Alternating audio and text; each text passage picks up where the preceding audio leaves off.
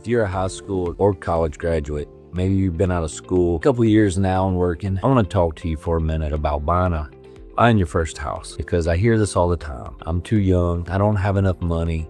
I'll just wait a few more years. And honestly, that mindset right there, that's what keeps a lot of people from getting started. Because the truth is, you might be a lot closer than you think. And real quick, make sure you watch this all the way through. There's some really good information in here that can help you avoid making a decision that could set you back for years. And leave me some comments in below. Let me know some of your experiences about this. If you've been working for about 2 years or so, a steady job, consistent income, that's one of the biggest things lenders are looking for. They want to see stability. They want to know you can hold a job, that money is coming in, and that you can manage it. They want to make sure you're responsible. A lot of buyers, they don't realize that. You don't have to have everything figured out. You just need to show consistency. And if you've done that for a couple years, you're already in a better position than you think. Now, the first thing I always tell people is this: before you start looking at homes, before you get online, start scrolling and getting emotionally attached, go talk to a lender and get pre-approved, not pre-qualified, pre-approved. And I want to slow down here for a second because this really matters. Pre-qualification, that's just a quick estimate based on what the information you tell them. Pre-approval,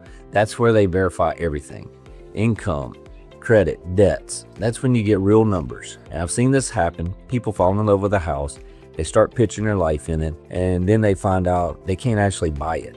That's a tough place to be. It's heartbreaking.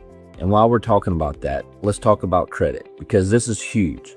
Your credit score affects your interest rate, your monthly payment, and sometimes whether you qualify at all. I've seen people with good income get held back just because of credit. So if you're working on it, pay everything on time, keep your balances low, don't max out your credit cards, don't open a bunch of new accounts all at once. Just be steady. Not fast, but it will work. And also, if you work for cash, there is loan products out there that will work for that. There's ways around that. We just need to get you with the right lender. Now let's talk about money, because this is where a lot of people, they get discouraged. They think, I need 20% down. That's just not the case. That's not true. You've got options: FHA, USDA, conventional. There's several ways to do this. Some of these require a lot less down. Some even offer zero down, depending on the area. And on top of that, there are down payment assistance programs that can help with upfront costs. Most people just don't know about. Now, here on the Mississippi Gulf Coast, there's something else you got to understand. Insurance. Where you buy matters. South of the interstate, it's typically a little higher insurance. North of the interstate, usually more affordable. And then you have flood zones. You have Zone X, which is a lower risk. Most of the time, you don't even have to have insurance. Zone AE, flood insurance is definitely required. Zone VE, it's a higher risk, more expensive. I've seen it happen more than once. Someone finds a house they love, and then the insurance quote comes in, and it completely changes the payment. So you want to understand that up front. I'll tell you a quick story.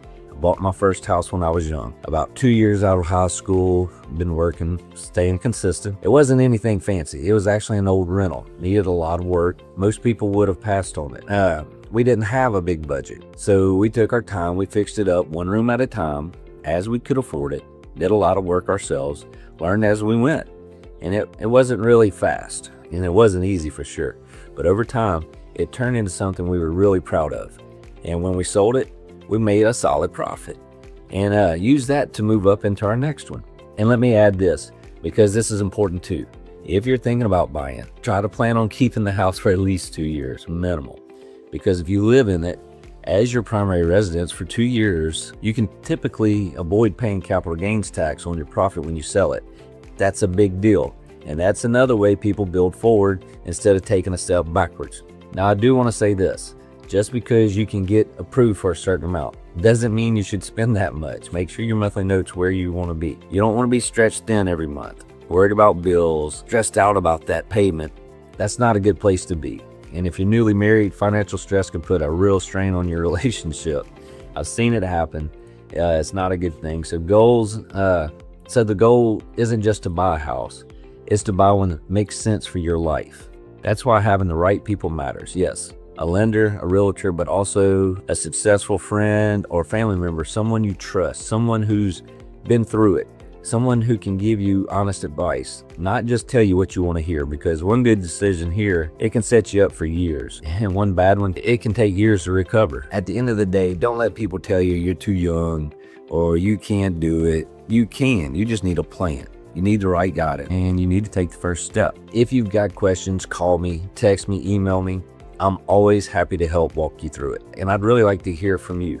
Drop a comment below. Let me know what you've learned, what advice you would give to someone getting started. Let's help this next group do it the right way. I'm Travis Paige with Better Homes and Gardens Expect Realty, and I'll see you on the next one.